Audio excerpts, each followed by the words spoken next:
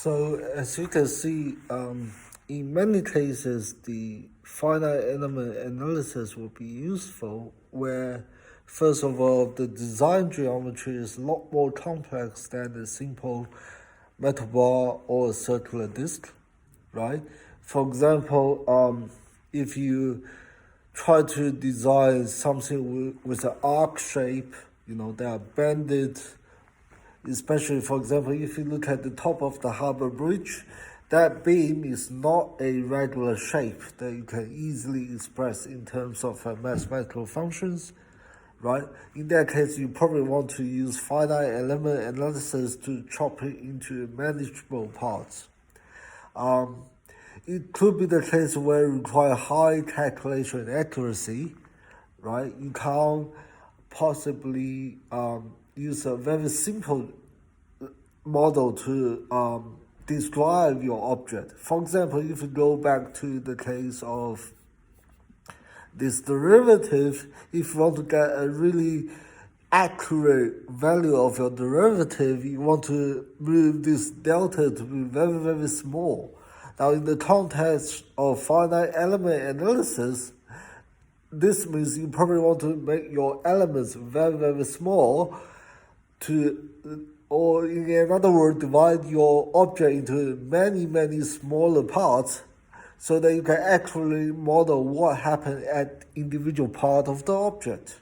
Now that gives you the flexibility to do that in finite element analysis, right? It also gives us the capability to understand more complex physical behavior.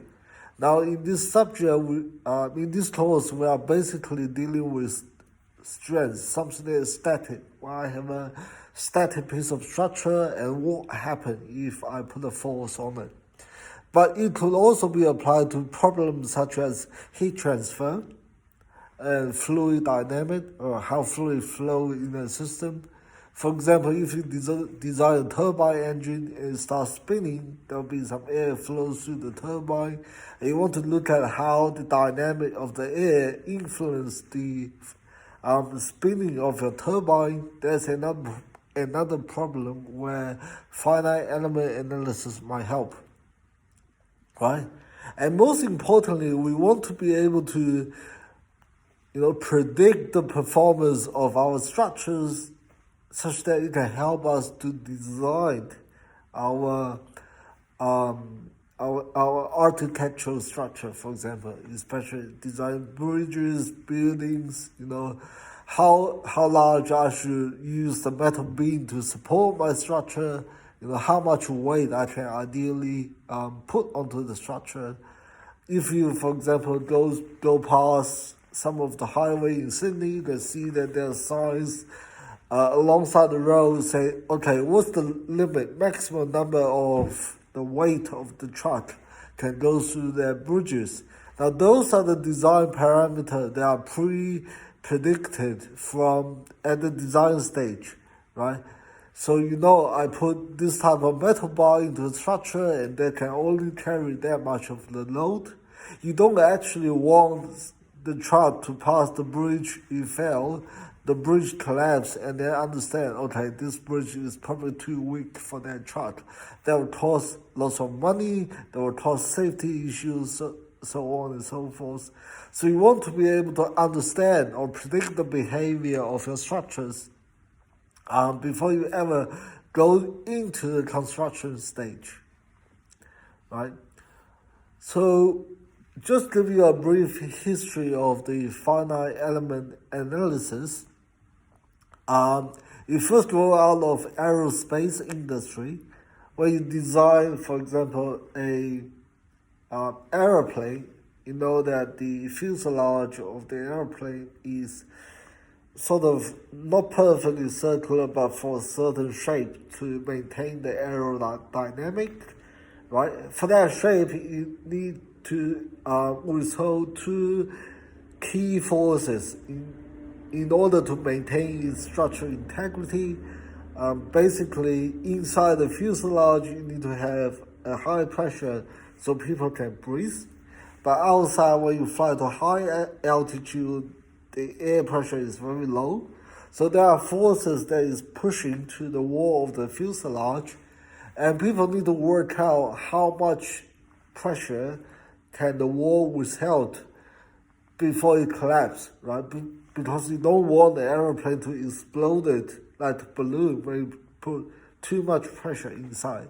So that's a very important design parameter to consider in the design of an aeroplane, and the irregular shape of the fuselage make the finite element analysis a very useful or a critical tool to solve that problem, right? And as I said, there are some requirements for missiles and aerospace objects. They must be lightweighted. They require very accurate stress analysis because you want a very accurate understanding of the mechanical strength of the airplane to make sure it has be able to satisfy a very strict safety margin. Now, this thing really sped up with the growth of parallel computing power, because as you can imagine, when you divide the object into many, many small pieces, there are lots of calculations need to be done, and you really need parallel computing power to deliver the task. Now, I'm a computational chemist, and in Australia, we have quite a few supercomputers that's very powerful to do high-performance computing with data-intensive tasks. Now, this is the one I use down at ANU Canberra. The supercomputer is the latest generation supercomputer, and it's called Gaddy. Now, this is basically how a supercomputer looks. Now, you notice there's no monitor for you to look at it because all they need is this computing power, the CPU or GPU power. So you have stacks of these boxes. It's like your main box of your little computer. They stack up together to give you lots of CPU power, lots of memory, and lots of hard disk storage to really handle all the data you need in your calculations. So before we go into more details, just briefly look at what are the areas where finite element analysis can be applied. Now, as I said, I use lots of example of bridge construction or bridge design that comes into the area of mechanical engineering and civil engineering.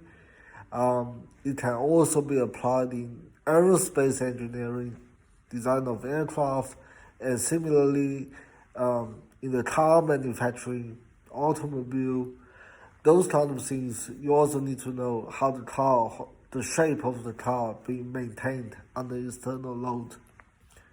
Now, we all did some structural, like stress strain analysis in your first year introductory to material subject. You know how to measure the stress strain curve when you have a uniform metal bar and deform them. FEA is a method, as I said, to handle this kind of analysis on much complex geometry. It also can be used to understand heat flow, heat transfer, fluid flow, etc. And very interestingly, it can also be applied to understand the behavior of, say, electromagnetic field or acoustic field, right? When you have electromagnetic field passing through an object, sometimes you'll start to generate current in the object, right? And the current will build up heat and other things in the structure. And how this magnetic field being distributed inside your material also depend on their shapes. And as you can imagine, when the shapes of the material become complicated, finite element analysis will really become a useful tool to help us solving this problem. So visually, right, if you really do this modeling, now you will you won't be doing this by hands. You'll build up computational models on very well established software to do finite element analysis, and they will give you some pictures like that. So this is a bridge, and you can see that they divide the bridge into different sections, or what we call finite elements, and they color each section, right, by different colors. That means that it shows you how much the structure will deform under an external loading. And you can see very clearly in the middle of the bridge, where there's not much support down the bottom, it's going to be withholding a lot of stress and possibly deform quite significantly, even though you might not be able to see it in your eyes, otherwise there will be disaster. But the analysis will show, okay, this is the weakest part of the bridge, where it's likely to deform the most in red color, whereas towards the both end of the bridge, where you have the actual anchoring support for the bridge, it shows up blue color, means they are less likely to be deformed. And this kind of picture will be generated for you to visualize with advanced computer software, so you can better understand what's going on. Now, as I said at the very beginning, even though we have this computer software to help you do finite element analysis, the purpose of this course is still for you to understand the basic principle behind, so you understand what's going on. So start from the next video, we'll go into some of the mathematical detail of how FEA works in principle.